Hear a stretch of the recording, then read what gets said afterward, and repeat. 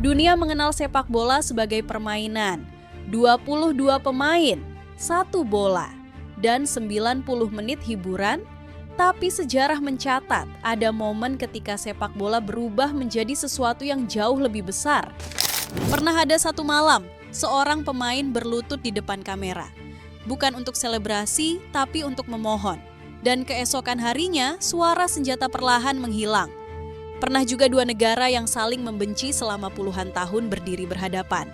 Bukan di meja diplomasi, tapi di lingkaran tengah lapangan. Dan pernah ada satu Piala Dunia yang digelar ketika dunia sedang memanas, namun justru membuat dunia datang dan menonton bersama. Ini bukan kebetulan. Ini adalah momen ketika sepak bola tidak sekadar dimainkan, tapi mengendalikan dunia.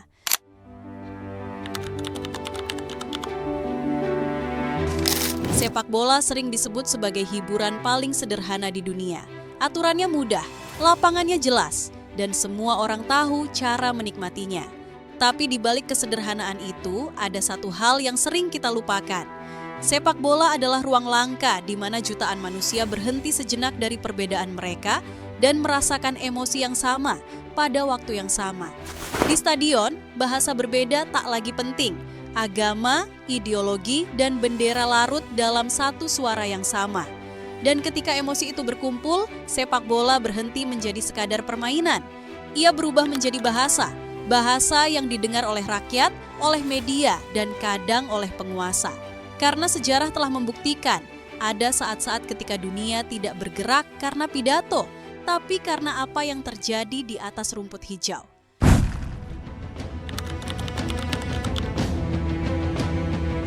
Kita sering percaya bahwa olahraga berada di luar politik, bahwa sepak bola hanyalah permainan dan dunia nyata ada di luar stadion. Tapi sejarah berkata sebaliknya. Setiap kali sebuah tim nasional bermain, yang bertanding bukan hanya 11 pemain, tapi juga identitas, harga diri, dan cerita panjang sebuah bangsa. Sepak bola mengumpulkan sesuatu yang selalu dicari oleh kekuasaan. Emosi kolektif. Jutaan orang merasakan harapan yang sama, ketakutan yang sama, dan kemenangan atau kekecewaan yang sama. Itulah sebabnya sepak bola tidak pernah benar-benar netral. Ia bisa menyatukan, bisa menenangkan, tapi dengan cara yang sama, ia juga bisa diarahkan. Dan ketika emosi jutaan manusia bergerak dalam satu arah, dunia pun ikut bergerak bersamanya. Dan di satu negara Afrika, kekuatan itu pernah terdengar lebih keras daripada suara senjata.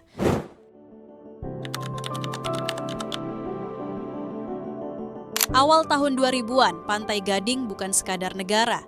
Ia adalah bangsa yang terbelah. Perang saudara memecah wilayah, etnis, dan kepercayaan. Senjata berbicara lebih keras daripada harapan.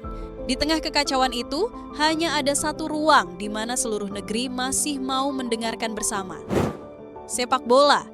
Tahun 2005, ketika Pantai Gading memastikan tiket ke Piala Dunia 2006, negeri itu bersorak untuk pertama kalinya sebagai satu suara. Lalu sesuatu yang tak direncanakan terjadi. Didier Drogba berdiri di depan kamera.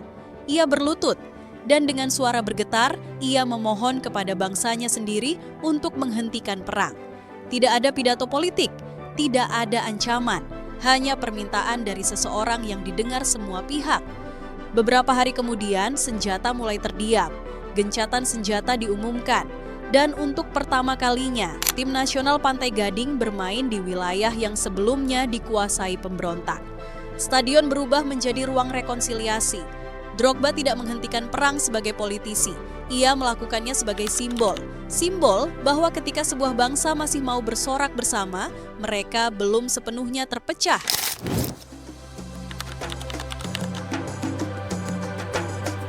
Tahun 1998, di Piala Dunia Prancis, Iran dan Amerika Serikat dipertemukan di satu lapangan. 2 negara dengan sejarah permusuhan panjang. Sebelum bola bergulir, pemain Iran membawa bunga dan menyerahkannya kepada pemain Amerika. Tidak ada pidato, tidak ada pernyataan resmi, hanya satu gestur kecil yang dilihat oleh seluruh dunia. Selama 90 menit, dunia menyaksikan 2 musuh berdiri sejajar di bawah aturan yang sama. 20 tahun kemudian, Rusia menggelar Piala Dunia di tengah ketegangan global. Sepak bola tidak menghapus konflik, tapi menurunkan nadanya. dunia berhenti berteriak dan mulai menonton bersama. Lalu datang Maroko di Piala Dunia 2022, ketika mereka melangkah jauh, yang bersorak bukan hanya satu negara, dunia Arab, Afrika, dan diaspora di seluruh dunia. Sepak bola kembali menjadi bahasa identitas, bukan untuk memisahkan, tapi untuk menyatukan.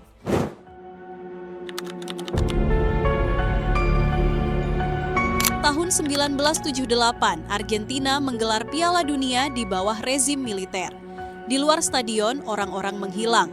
Di dalam stadion, dunia melihat sorak-sorai dan kemenangan. Sepak bola tidak menciptakan kekejaman itu, tapi ia dipakai untuk menutupinya. Di Yugoslavia, sebuah pertandingan berubah menjadi kerusuhan. Stadion menjadi cermin kebencian etnis yang terpendam. Banyak sejarawan percaya, runtuhnya Yugoslavia tidak diawali oleh senjata, tapi oleh sebuah pertandingan sepak bola. Sepak bola tidak menciptakan konflik, tapi ia bisa mempercepatnya.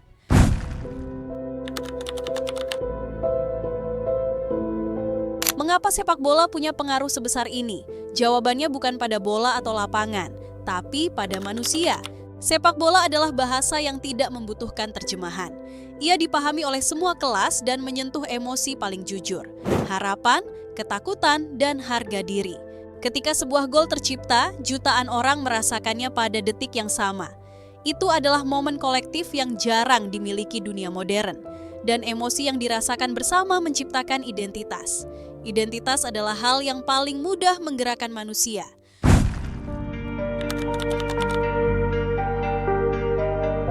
Sepak bola bukan solusi konflik dunia. Ia tidak menyembuhkan luka sejarah, tapi ia memberi sesuatu yang semakin langka. Waktu. Waktu untuk berhenti sejenak, untuk melihat manusia di balik bendera. Sepak bola tidak menciptakan perdamaian, tapi ia memberi ruang agar perdamaian punya kesempatan untuk dimulai.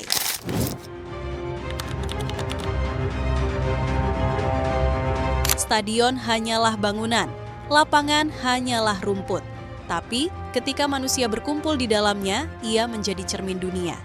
Kadang dunia tidak berubah karena pidato presiden, tapi karena sebuah gol, sebuah pelukan, atau satu lutut yang menyentuh rumput di depan jutaan mata. Jika sepak bola bisa menyatukan dunia selama 90 menit, mengapa kita begitu sulit melakukannya di luar stadion?